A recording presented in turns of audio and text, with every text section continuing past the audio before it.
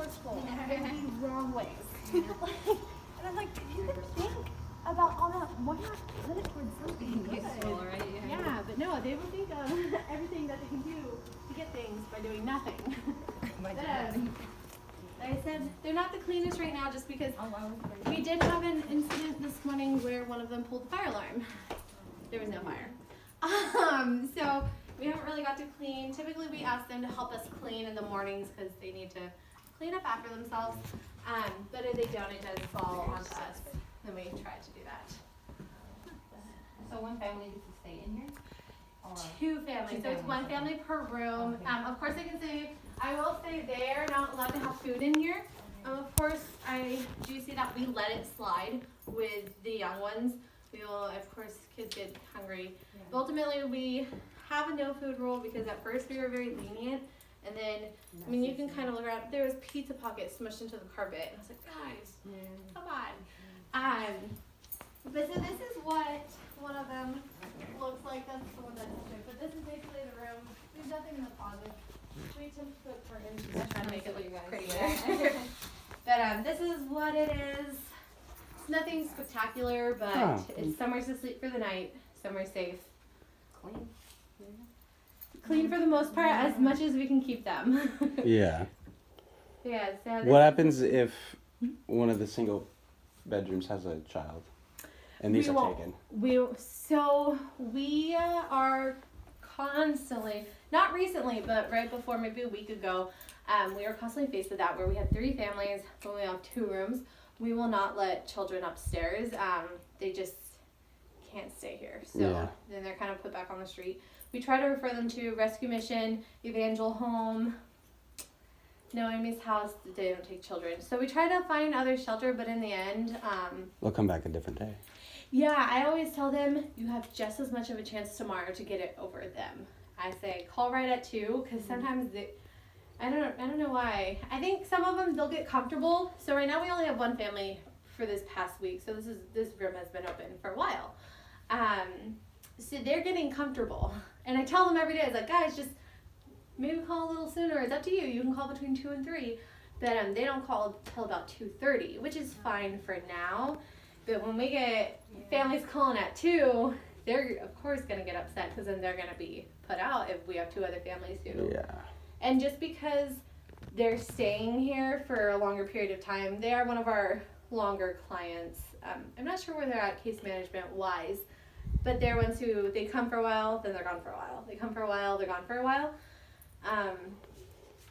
But yeah, they don't have like any more of a pool to stay here. And we do, once you reserve, or register, sorry, my time's, register, reserve, too many R words. So to stay here, you have to register between 3 and 4 p.m.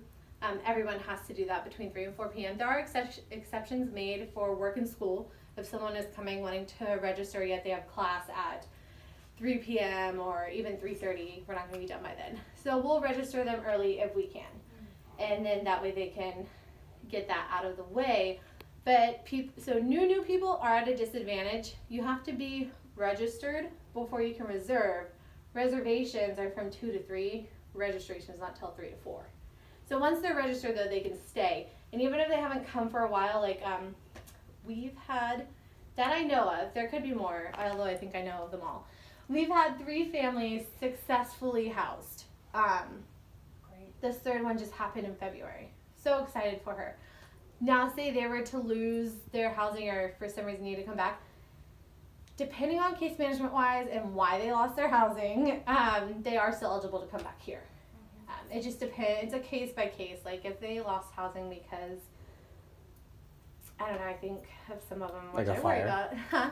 Like if they lost their house due to a fire, they can always come Fire back. and stuff, absolutely. Now they lost it because they broke their rules on their side, whether they had people staying with them, because a lot of our clients do get housed through Section 8.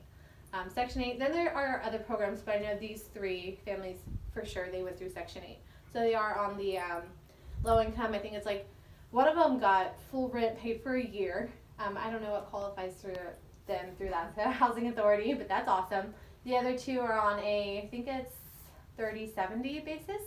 So they pay 30% of rent, and then housing authority picks up 70 for that whole year. So, but that's just kind of showing like they could come back at any time too. However, I did just hear, this is something that I know of, like I said, we hope to get more grants to open new ones, but I did just hear last Thursday that we are opening up a second family room. It's not open yet, but we had been talking about it for a while. But finally the director was like, nope, we're going to open it up. So that's a good thing to try to get more families in when we are faced with that. We have them coming and it's like, what do you tell them? You know, Yeah, that's hard. When you have families here, are they able to have visitors? no. Not visitors at all? Like, Mm-mm. That's the other thing. Once, even the singles, once they're here for the night, they're here. We don't hold them captive. They can leave, but if they choose to leave, they cannot come back. Same thing, they can't have visitors come and go. It's just, they're here for the night, enter by 7:30, between 7 and 7:30, and they gotta be off site by 7. Okay. And the hard thing that is for a lot of our clients, and they will voice it to you, is all their stuff. They tend to have a lot of stuff, which makes sense because, I mean, they don't have a home. Yeah. They're carrying all their stuff with them. So that is kind of a disadvantage of our shelter. They cannot leave their stuff here. So that's, Where do they put it? they got to carry it with them. I I will mean, say- like, can they bring it Oh, into when the they, room? That's difficult. According to the rules, what we have is they cannot. If they come with multiple bags or big bags, they're supposed to be leaving it in the office, taking their essentials that they need for the night and Okay. coming in here. That makes Of course, sense. families, they'll bring their strollers. And then, obviously, the reason we do that is we don't check their bags. So we don't know what they're bringing in.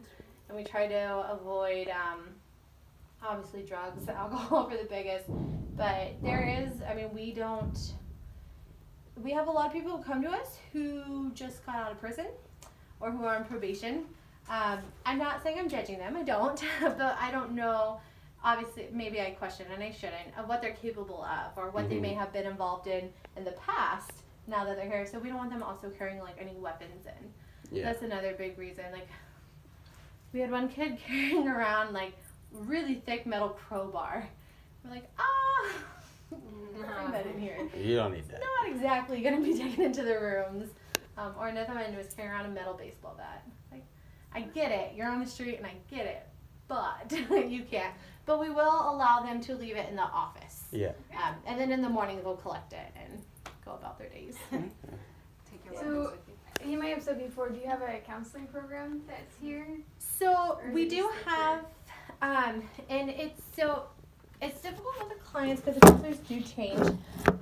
What it is Fresno State has their master's students doing their internship here.